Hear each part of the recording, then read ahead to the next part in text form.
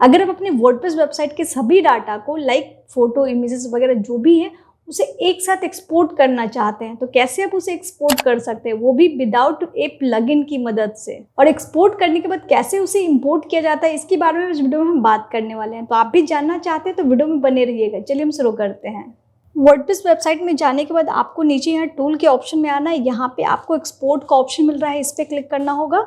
उसके बाद आप देख पा रहे हैं यहाँ पे ऑल कंटेंट का ऑप्शन मिल रहा है, इसको आपको चूज रखना है। उसके बाद नीचे की तरफ आपको डाउनलोड एक्सपोर्ट फाइल का ऑप्शन मिल रहा है, इसे क्लिक करना होगा। और यहाँ पे आप देख पा रहे हैं नीचे में ये फाइल डाउनलोड हो चुका है। तो इस तरीके से आप अपने वर्डप्रेस वेबसाइट के सभी डाटा को एक साथ एक्सपोर्ट कर सकते हैं। अब हम बात कर लेते हैं, मान लीजिए हम इस डाटा को फिर से इंपोर्ट करना चाहते हैं तो कैसे हम इसे इंपोर्ट कर सकते हैं। तो सिंपली आपको फिर से टूल के ऑप्शन में जाना होगा। ऊपर की तरफ आपको यहाँ पे इंपोर्ट का ऑप्शन मिल रहा है, इस पर क्लिक करना होगा।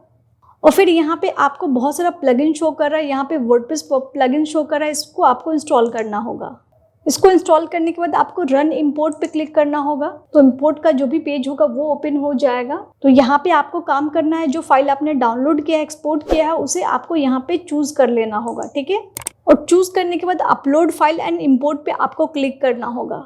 तो उसके बाद कुछ इस तरीके से आपको ऑप्शन शो करेगा, जो भी आपका यूजर नेम वगैरह होगा उसे आपको चूज कर लेना होगा। और यहाँ पे आपको डाउनलोड एंड इंपोर्ट पे इसे टिक करना होगा, देन सबमिट पे क्लिक करना होगा। तो इस तरीके से जो भी आपका फाइल होगा यहाँ पे वो इंपोर्ट हो जाएगा। तो आप भी अपने वर्डप्रेस वेबसाइट को इस तरीके से एक्सपोर्ट कर सकते हो और जब चाहे आप उसे इंपोर्ट कर सकते हैं। तो अगर आपको ये वीडियो अच्छा लगा तो प्लीज़ जरूर लाइक करें, अपने दोस्तों के साथ वीडियो को आप जरूर शेयर करें और चैनल को अभी तक आपने नहीं सब्सक्राइब किया तो प्लीज़ सब्सक्राइब करें। Thank you so much.